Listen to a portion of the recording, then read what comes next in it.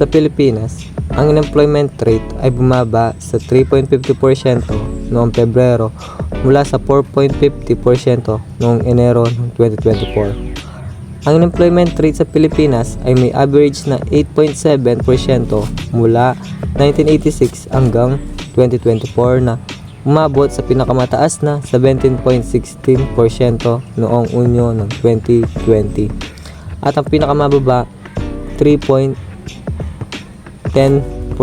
noong Disyembre ng 2023. Ito ay nagpapakita ng aktwal na mga halaga, kasaysayan ng data, mga foreign cash, chart, statistic, economic, calendar at balita. Ayon sa mga modelo ng Trading Economics Global Macro at inaasang mga analysis, inaasahan na ang unemployment rate sa Pilipinas ay aabot sa 4.70% sa katapusan ng quarter na ito at inaasahang tataas ito sa mga darating na taon, umabot sa 5% sa 2025. Magandang araw sa ating mga tagapakinig. Ako nga pala si Jayvin Torres at makakasama natin ngayon ang mga espesyal na panauhin para pag-usapan natin ang isang napakalagang issue sa ating lipunan.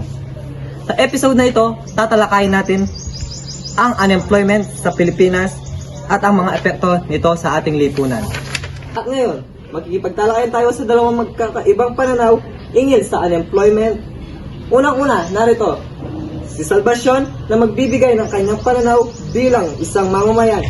Sumasang-ayon ka ba sa solusyon na inilahad sa ating bansa? Oo, JP. Sa aking pananaw, bilang mamamayan, mahalaga ang pagtugon sa unemployment sa pamamagitan ng pagpapalakas ng edukasyon at entrepreneurship. Ang mga solusyon na ito ay makakatulong sa paglikha ng trabaho at pagpapalakas ng ekonomiya. Salamat, Salvacion. Sumunod naman, mayroon tayong si Sherwin.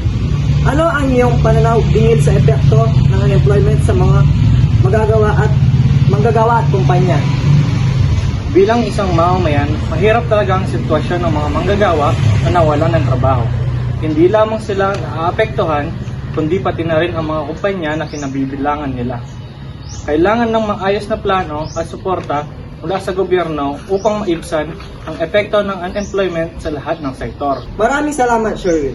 At sa huling katanungan, ano ang iyong pananaw tingin sa kung paano makakaapekto ang unemployment sa lipunan at pag-unlad ng bansa? Ang unemployment ay hindi lamang isang ekonomiyang issue, kundi pati na rin isang issue ng karapatan at katarungan. Mahalaga ang pagtutok sa mga marginalized sector at pagbibigay oportunidad sa lahat upang magkaroon ng pantay-pantay na pagkakataon sa trabaho. Dapat ay mayroong inclusive at sustainable na solusyon upang maibsan ang unemployment at mapaunlad ang buong lipunan. Maraming salamat sa inyong dalawa, Sherwin at Salvacion, sa inyong mga pananaw tungkol sa isyung unemployment sa ating bansa. Ito ang ating podcast ngayong araw na ito. Huwag kalimutang mag-subscribe sa ating YouTube channel para sa mga kapanapanabik na episode.